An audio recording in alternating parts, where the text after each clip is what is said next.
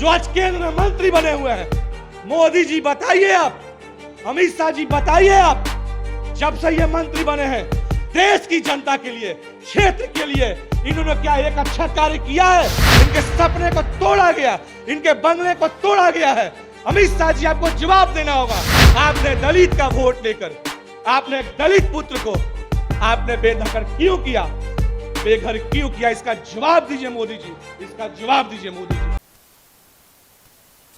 लोक जनशक्ति पार्टी के संस्थापक रामविलास पासवान का 12 जनपद का जो बंगला है वो खाली करा दिया गया है। हमने तस्वीरें भी दिखाई थी किस तरीके से सामान को बाहर फेंका जा रहा था। रामविलास पासवान के तमाम जो यादें थे, अब वो यादें खत्म हो चुकी है उस बंगले से।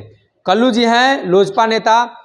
कल्लू जी ये बताइए कि अब तो बंगला खाली करा लिया गया है, चिराग पासवान भी मौजूद थे, काफी भावुक थे, कैसे देख रहे हैं इसको?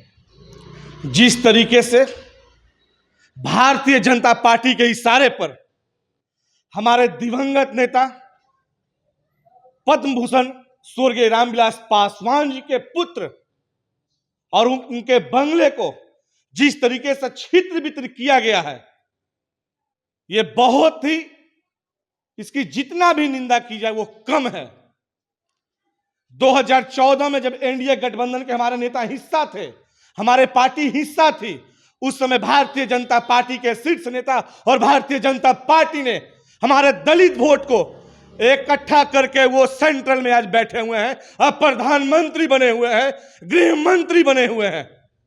और एक दलित का बेटा जो बिहार की जनता की आवाज उठाता है, आवाज बनता है, उस दलित के बेटे को बुझाया जाता है, बुताया जाता है, दबाया जाता है।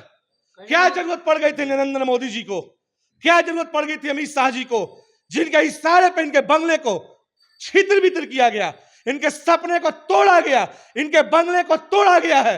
अमित शाह जी आपको जवाब देना होगा।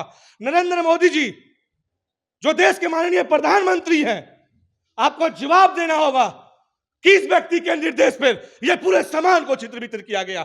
जवाब दीजिए एक दलित के बेटा के साथ जो बिहार की आवाज बनकर उठा था।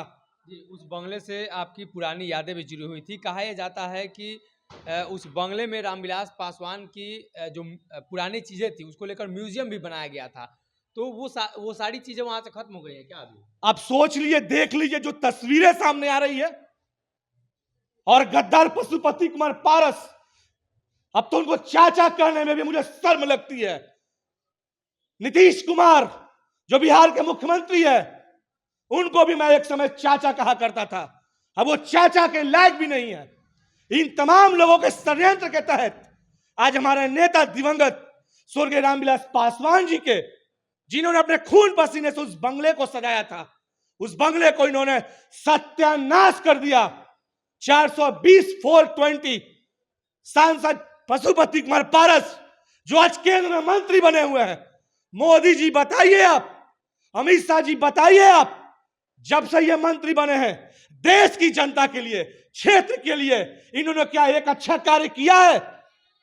और आज जब इनके मंदिर को तोड़ा जा रहा है तो इनके घर में जश्न की तैयारी चल रही है, जश्न बन रहा है। किस बात की जश्न? अगर रामविलास पासवान नहीं होते तो पशुपति कुमार पारस किसी बागान में माली का काम करते, शहरबंदी के तालाब में मछली मारते नजर आते।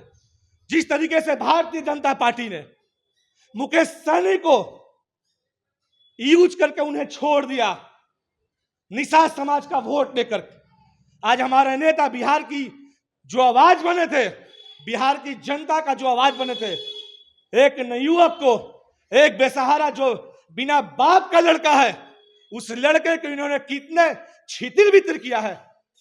आने वाला समय बिहार की जनता बताएगी, भारतीय जनता पार्टी आपको बिहार की जनता बताएगी और मुंहतोड़ जवाब देगी, आपको मुंहतोड़ जवाब देगी। क्या लगता है आपको कि इसमें केंद्र सरकार के अलावा और लोगों की भागीदारी है क्या? पशुपति पारस के बारे में भी आप बातचीत कर रहे हैं। आज उनके जो 18 जनपद बंगला है, जो हमें जानकारी प्राप्त हो रहा है, उसमें जश्न आजादी चल रही है। पशुपति कुमार पारस भगवान मानते थे रामविलास पासवान को, आज उस भगवान के मंदिर को केंद्र सरकार के द्वारा तोड़ा जा रहा है। उनकी मूर्तियां को फेंका जा रहा है। आप कहां हैं पशुपति कुमार पारस जी? आप बताइए। बिहार की दलित, बिहार की जनता, देश की जनता देखना चाहती है, सुनना चाहती है। आपने क्या किया उस भगवान के मंदिर को, जिस मंदिर को लोगों ने तोड़ा, प्रशासन के लोग को घुसाया गया। इन्होंने 3 बार, जो मुझे जानकारी है, नोटिस भेजा था। हमारे नेता, हमारे बड़े भाई आदरणीय चिराग पासवान जी ने उसका पैसा दिया है रहने का उस बंगले में। एक बंगले को खाली करने में कम से कम 1 हफ्ता का समय चाहिए। इन्होंने 1 दिन का भी समय नहीं दिया। बिहार की तमाम जनता, देश की तमाम जनता, नरेंद्र मोदी जो हमारे प्रधानमंत्री हैं, उनसे पूछता है, पूरा देश पूछता है, पूरा दलित समाज पूछता है।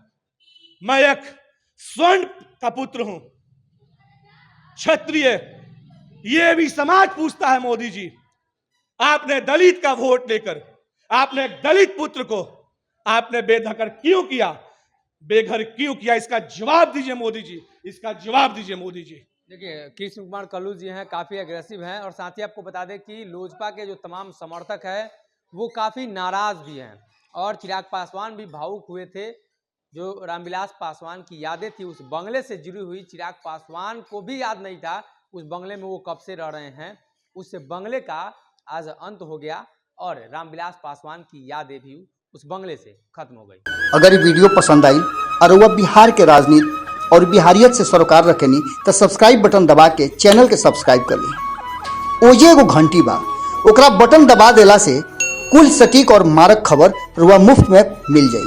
अगर रुआ पत्रकारिता के हमनी के नया प्रयोग में सहयोग कर चाहतानी तो ज्वाइन बटन दबा दी। पेटीएम नंबर नोट कर ली 9386816700। धन्यवाद।